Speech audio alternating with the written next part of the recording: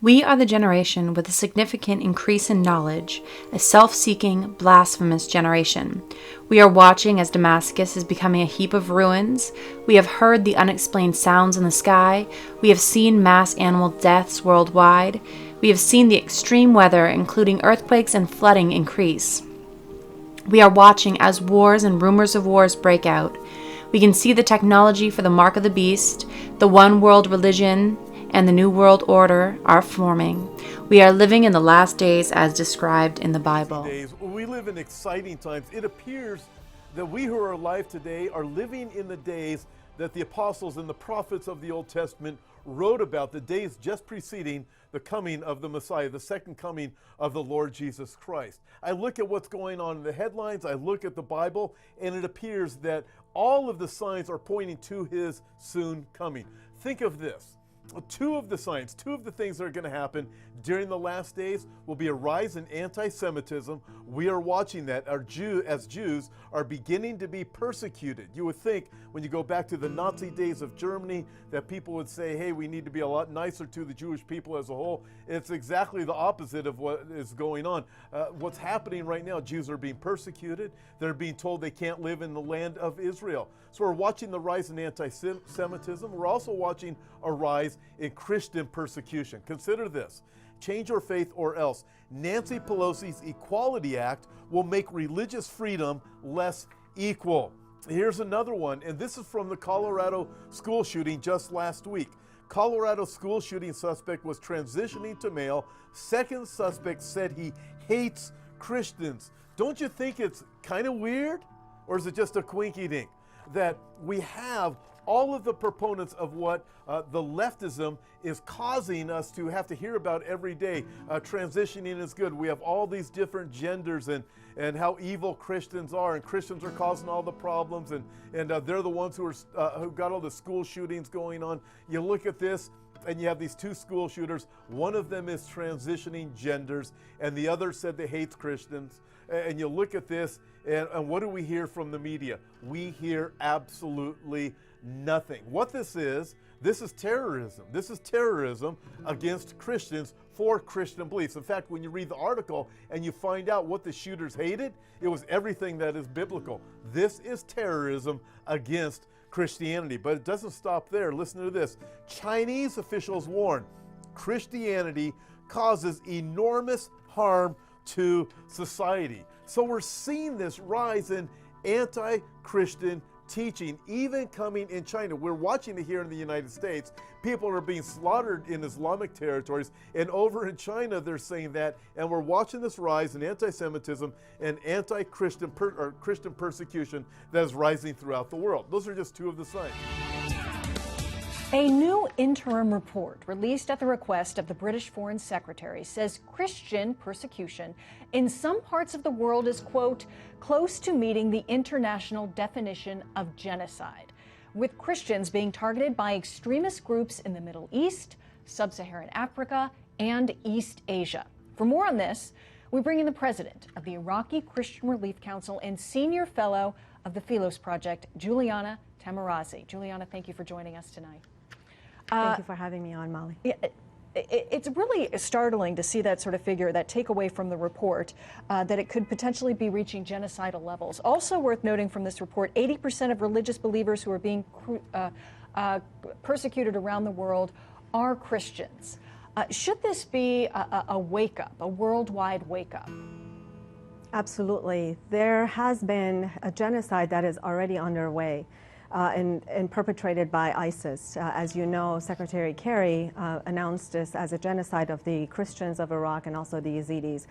But this has been going on for so long. For example, in terms of Iraq, the Assyrians, also the Chaldeans and the Syriacs of Iraq have come under persecution starting 2003 until today. Our numbers were 1.5 million today, down to 200,000 people.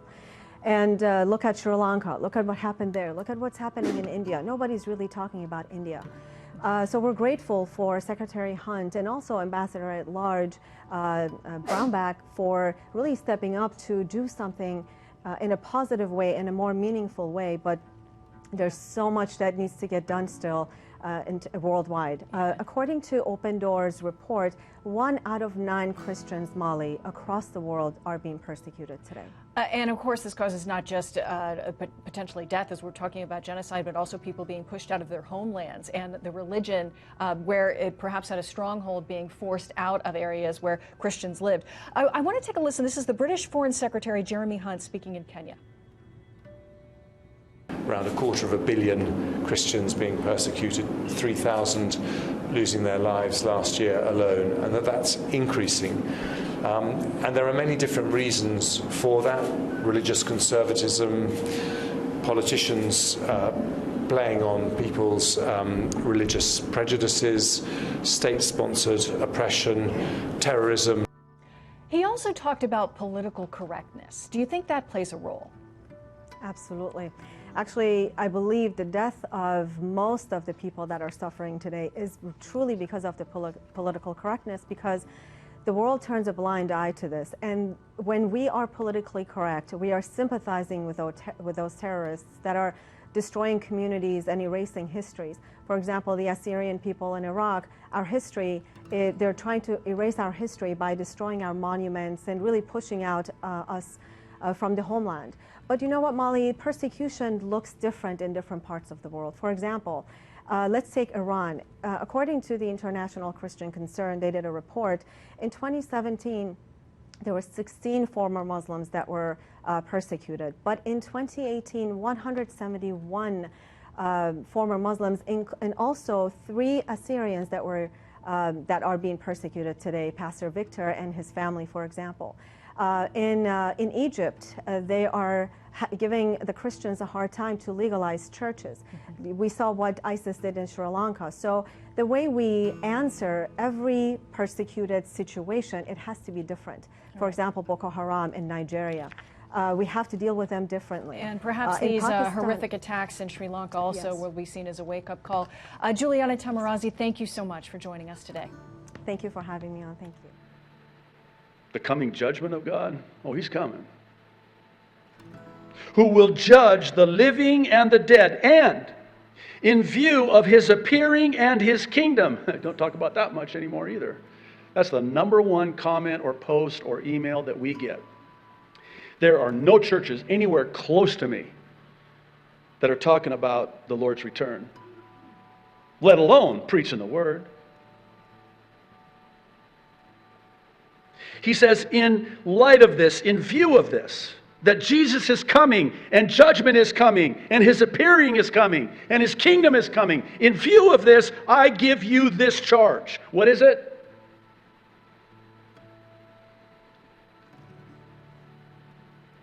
Preach the word. Be prepared in season and out of season.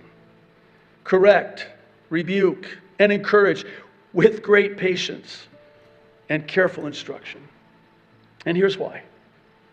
For the time will come when people will not put up with sound doctrine. Instead, to suit their own desires, they will gather around them a great number of teachers to say what their itching ears want to hear. And they will turn their ears away from the truth and turn aside to myths. But you, keep your head in all situations. Endure hardship. It's going to be hard. This is interesting. Do the work of an evangelist. Discharge all the duties of your ministry. That's the charge. That's what we're to do as pastors.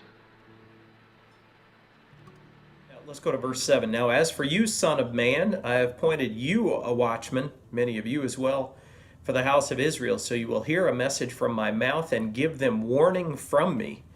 So it's our job as watchmen on YouTube. The churches aren't doing it, guys. Churches are not warning anybody that I've seen. Now, hopefully the church is bringing as many people to Jesus Christ as they possibly can, which is the objective of this channel. But boy, the churches aren't warning about what's going on in our world. And the reason I'm doing this video tonight is here's what I see. Matter of fact, it happened while I was talking to my dad, but it seems to be a lot worse This is bad, guys. 300 rockets launched from Hamas, raining down on Israel. Sustained fire continues into the night in a major escalation between Israel and Hamas. IDF targets 120 Hamas positions, no end in sight. All right, so, I mean, now you could say, well, these guys, and they've been fighting for forever, especially since Israel has been around. But this is really escalating to a new place. It began with 100 rockets. The IDF and local media now say the militants have fired nearly 300 rockets into Israel during sustained fire on Saturday.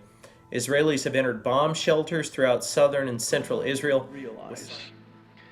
I want to begin with this Al Arabiya report on Friday about the U.S. warning merchant ships of a possible Iranian attack in the Middle East. If you've been following this, and I think most of you probably have, this is getting very serious. U.S. commercial ships, including oil tankers, sailing through key Middle East waterways could be targeted by Iran in one of the threats to U.S. interests posed by Tehran. The U.S. military said this week that a number of B-52 bombers would be part of additional forces being sent to the Middle East to counter what the Trump administration calls, quote, clear indications of threats from Iran to U.S. forces there.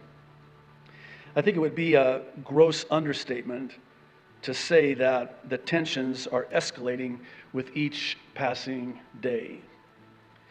On Friday, the Times of Israel published a report about Secretary of State Mike Pompeo threatening a, quote, swift and decisive U.S. response to any attack by Iran in the latest of a series of escalating statements and actions. The rhetoric coming out of Iran is the United States would not dare to attack us. Oh, really? Them are fighting words, aren't they? You know, whenever I talk about escalating tensions, and certainly that's the case as we're talking about now, I always think of it this way.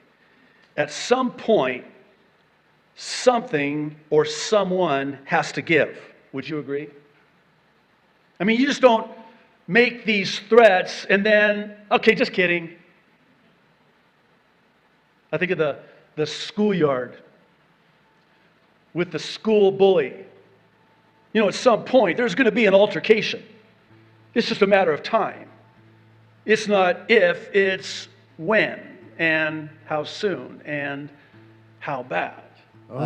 Yeah, everybody's looking, and we've heard from 2 or 3 sources, just to add a little interest to the conversation, that the Jerusalem Temple Institute, the Sanhedrin, say at this point now that they know where the ark is, right, and it's just a matter of waiting for the right time to pull it out, which is fascinating. And what they're extending is the time is now because of Donald Trump. That if Donald Trump, again, this private meeting in Washington, D.C., Donald Trump was told, and by the way, I think one of the people that was there was a member of the Sanhedrin, and I'll tell you why I think that in a moment, because I was told almost verbatim that what this one Orthodox rabbi said was that Donald Trump had initiated a prophetic process, and that when the time was right, it would lead to the building of the third temple.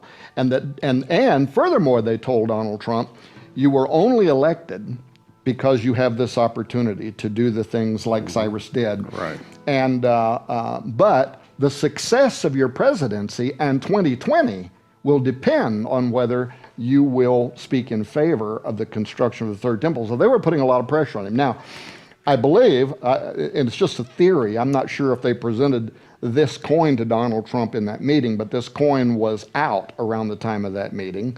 And it's, it's sanctioned by the Sanhedrin. It shows Donald Trump and ancient Cyrus on the front, but then on the back of it, it shows the third temple. Mm-hmm. It and does. So the message is very clear, right? That what they expect from Donald Trump. Then Some months later, they issued a second coin, a gold one, which basically has all the same imagery. It's got the third temple on it. On the front, it's got Donald Trump and Cyrus. It's also got the golden menorah and so some of the other temple things there. But when they put that one out, look what they wrote. And this was what the Sanhedrin included in the official brochure, right, that comes with the coin. And this is just one part of it, but I'll read just this short excerpt. President Trump is advancing a prophetic process that will usher in, when the time comes, the rebuilding of the third temple. It is as if he is following in the footsteps of King Cyrus, who pronounced after 70 years, 70 also being very important and related to where we're at in history right now, that Hashem, that is God, the Lord of the world, charged me to build him a house in Jerusalem. So many of these rabbis are not even hiding now what it is that they expect Donald Trump to do. And of course, I know some of these rabbis. I've spoke to some of them on the phone. I've corresponded with some of them. And they don't intend on letting up. But most of this right now is behind the scene because of political pressures. Donald Trump wants to get out his Middle East peace plan of the century.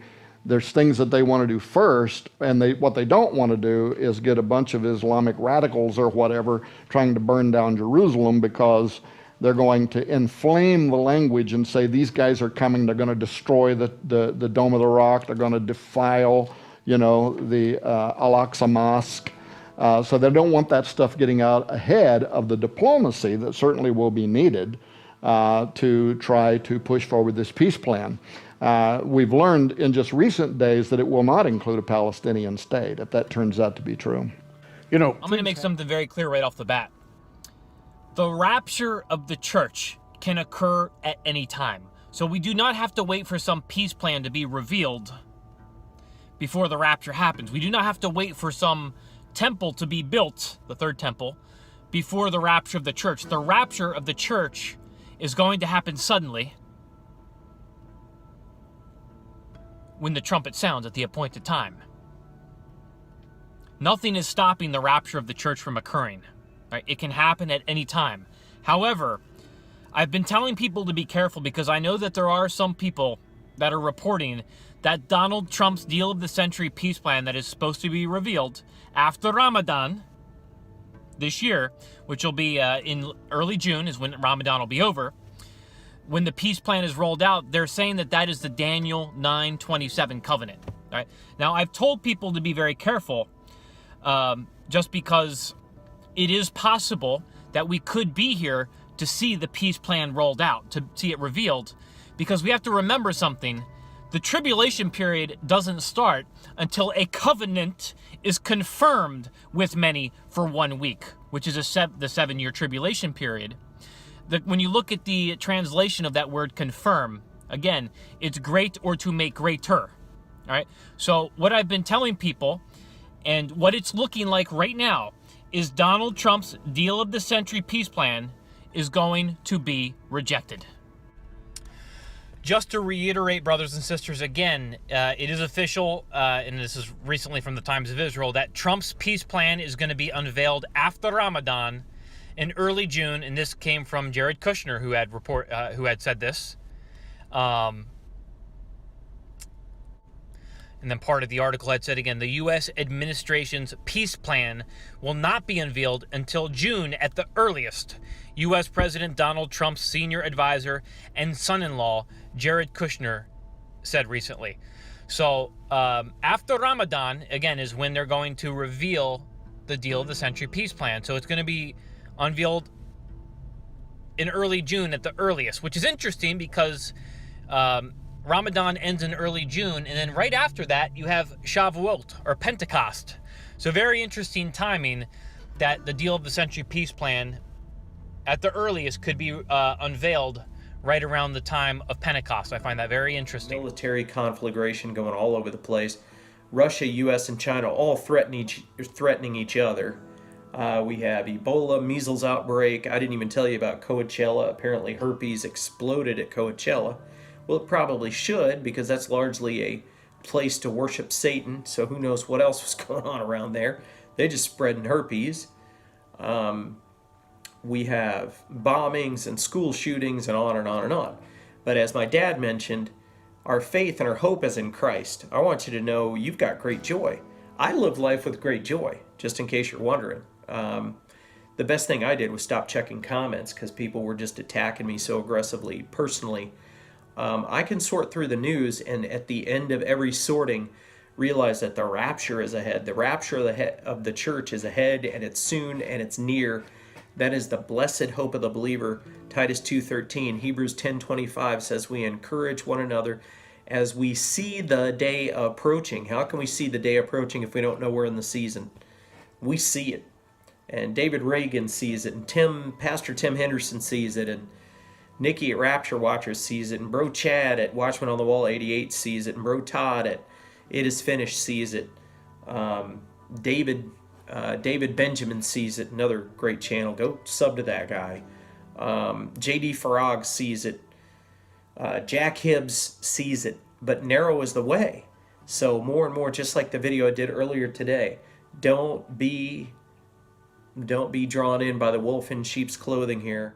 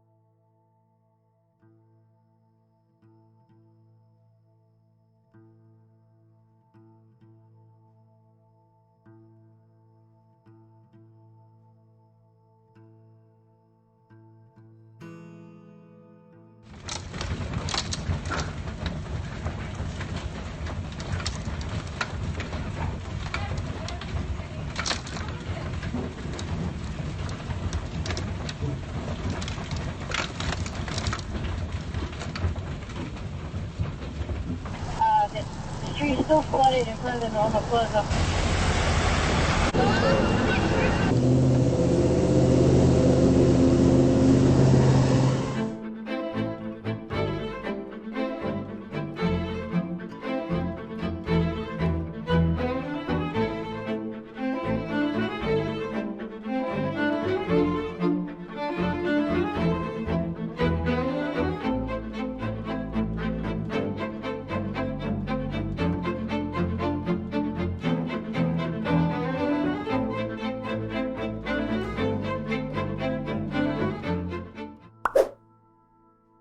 Just a coincidence.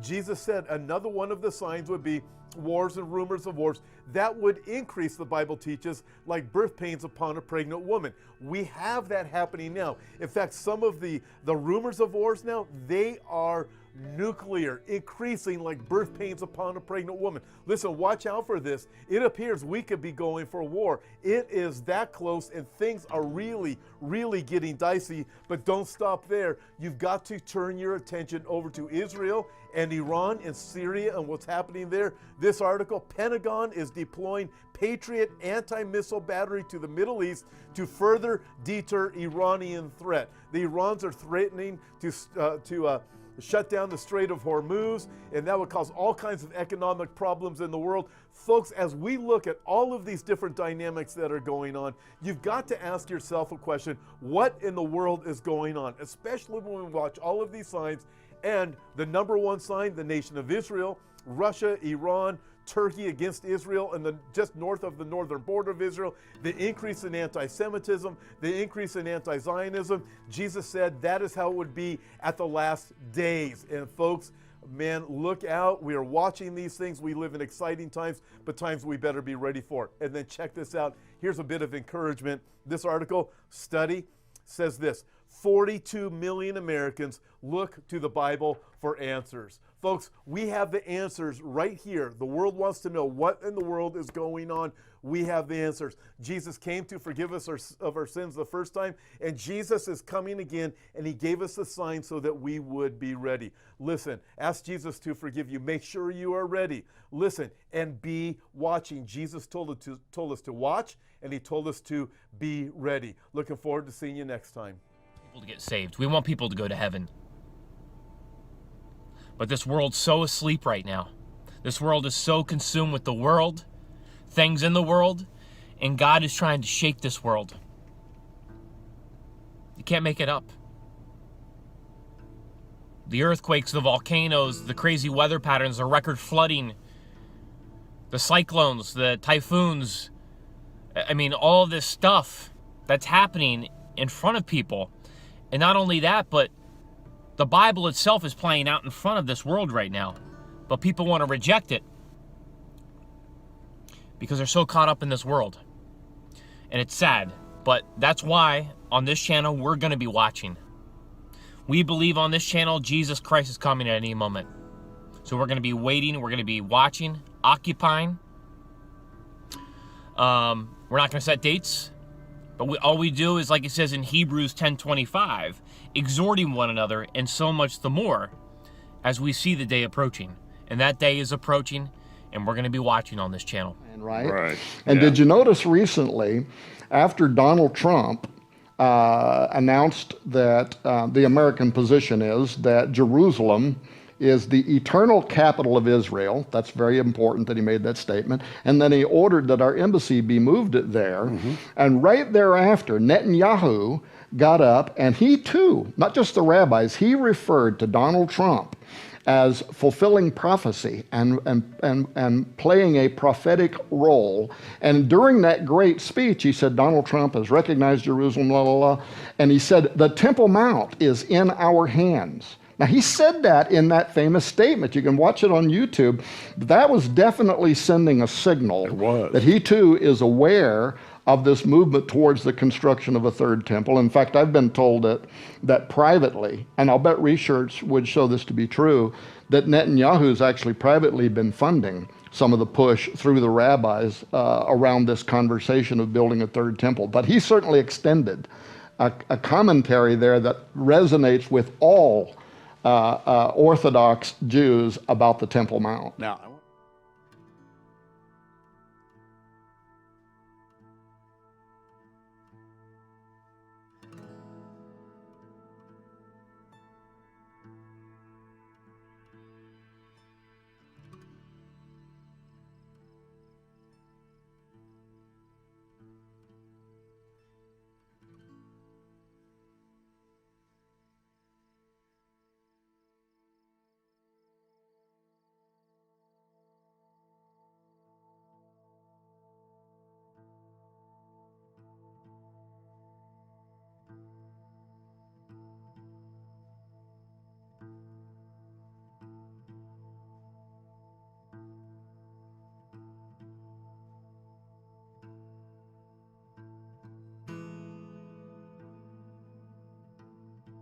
Here's the bottom line.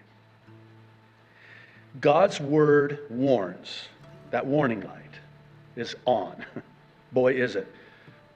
My wife has a bus-up 2008 Honda Odyssey.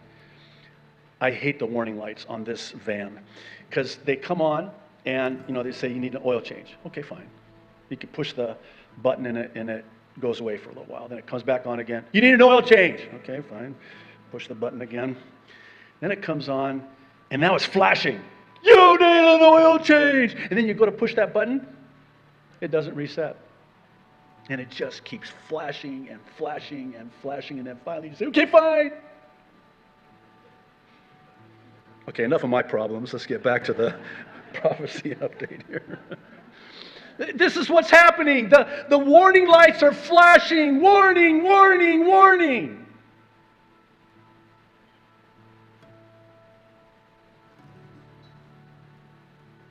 It's the time of the end. There's this escalation vis-a-vis wars and threats of wars. And I told you this would happen. That warning light was there, and now it's on, and now it's flashing. Isaiah 17 and Ezekiel 38, a couple weeks ago now, I think it might have been 3 weeks ago, we looked at the last 3 verses of Isaiah 17 and the last 3 verses of Ezekiel 38, and it becomes quite clear that they are both describing the same event, and that is this invasion of Israel. And already now we're seeing all of the players at the ready for this to be fulfilled. And so the warning lights are on. So at the beginning, I posed this question.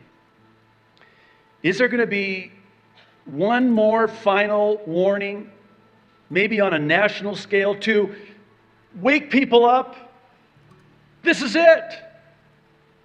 This is it. Or is this the only warning we're going to get? What do you think? I'm asking you. You don't have to answer, but maybe in your own heart before the Lord. What do you think about that? Well, wouldn't it stand to reason that whether there's a final warning or not, that we should take heed now? Because what if there's not? What if there's no more warnings? What if the Lord is saying, this is it, I already warned you. I already told you about Syria in Isaiah 17. I already told you about Russia, Iran, Turkey, Sudan, Libya, and all of these nations allying together. I already told you, I already warned you, and now the lights are flashing, and that's the only warning you're going to get. Would you agree that if that's the case, and it very well could be, that it would require our immediate attention? You'll forgive the bluntness with which I say this, but to ignore the warnings is to do so to one's own peril, whether you're a believer or not. What do you mean? I am a believer. How is ignoring the warning lights to my own peril? Oh, because if I'm not taking heed to the warnings that God has given me in His Word,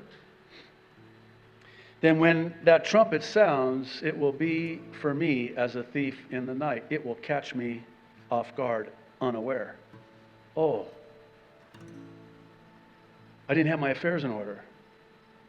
There were some people that I wanted to share the gospel with. There were some things that I wanted to do, some people I wanted to call. I'm saved, but I wasn't really expecting His return, because if I knew He was coming back this soon, I would have been ready. Oh boy, here we go again.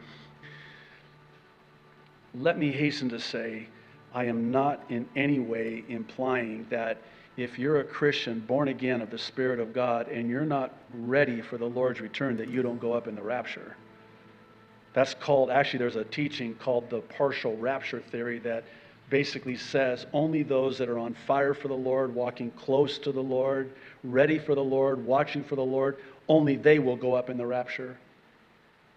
That is not grace, is it? That's works, isn't it? We're saved by grace through faith. It's not of ourselves. There's nothing we can do. So then all of a sudden now I've got to earn the right to go up in the rapture. That's not grace. That's not grace.